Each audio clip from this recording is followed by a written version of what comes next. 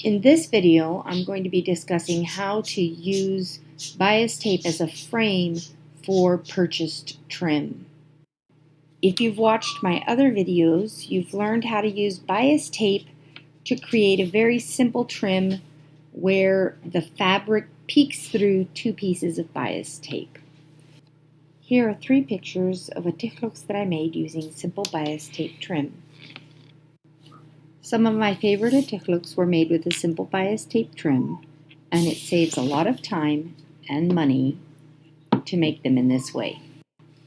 If you have decided that you do not want to use the simple bias tape trim method and are going to purchase a trim, I suggest you take your fabric with you to the store so that you can put it up against the different trims and make comparisons. It isn't always possible to open up the bias tape packets at the store, but when you can, it's best to lay the trim on different colors to see which one you like best. I frequently lay it out and take pictures of it so that I can make comparisons. One thing that I have learned over the years is that you want to make sure that the bias tape color that you pick is really contrasting with the fabric.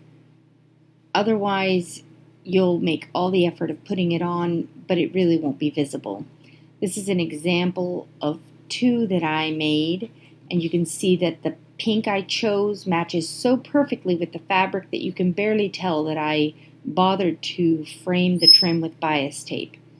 The gray, on the other hand, really contrasts with the black fabric and matches the bias tape and the fabric well.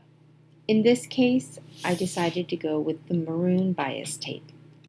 Many of the things that I taught you how to do in the previous videos using bias tape to create a simple trim are going to be useful to know and understand as you use bias tape to frame trim.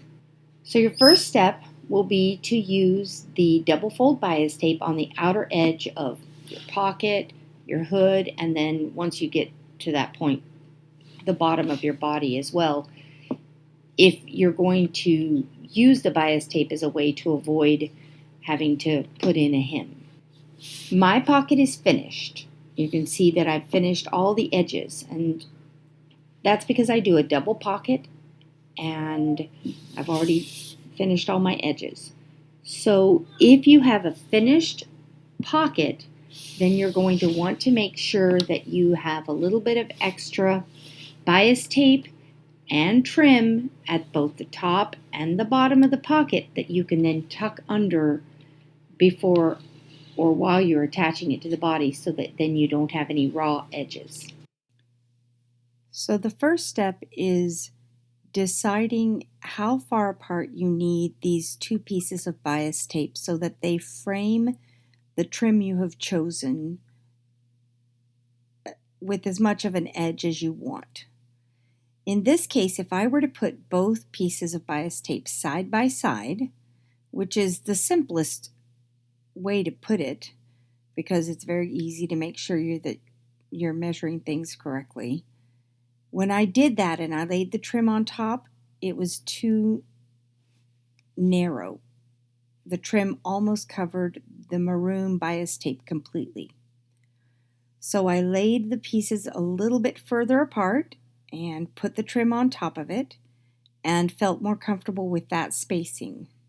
So what you see on the left is the spacing that didn't give me enough bias tape to peek around the trim, and the middle is what I considered to be the perfect amount of spacing. I did that by laying the trim down and pinching it down with my fingers while laying the trim on top. Once I've decided what the perfect spacing is, then I go ahead and I add my second layer of bias tape. This is the single fold bias tape, and I'm laying it down with the amount of space I decided I wanted between the 2 pieces of bias tape. I'm making sure to sew on the edge of the bias tape. Here's another image of it so that you can see the gap better as I go all along that pocket edge.